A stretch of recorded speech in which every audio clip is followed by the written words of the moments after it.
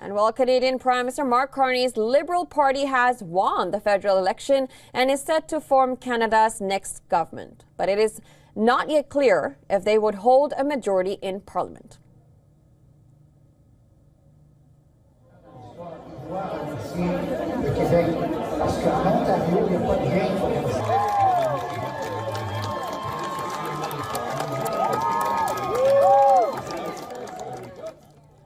The Liberal Party has clinched a new term in power after Carney convinced voters that his experience managing economic crisis prepared him to confront U.S.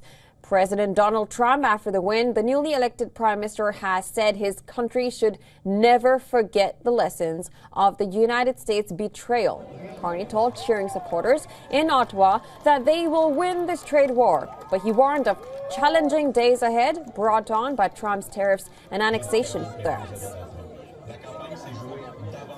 System of open global trade anchored by the United States, a system that Canada has relied on since the Second World War, a system that, while not perfect, has helped deliver prosperity for a country for decades, is over. These are tragedies, but it's also our new reality. We are over the shock of the American betrayal, but we should never forget the lessons.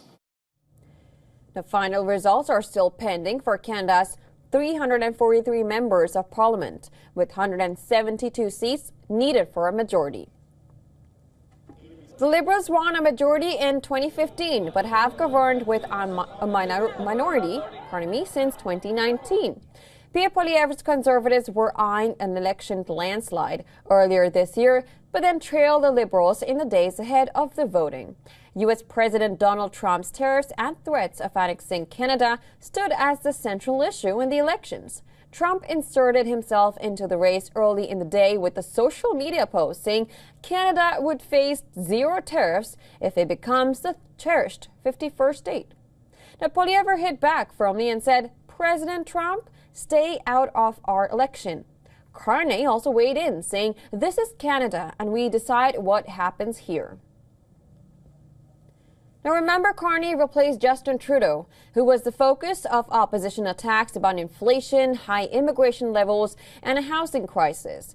The 60-year-old ex-central banker had no prior political experience before running to become Liberal leader earlier this year. He has billed himself as someone who knows how to negotiate and how to manage a crisis. Trump's involvement has not only infuriated many Canadians, but also put Poilievre and the Conservative Party on the back foot.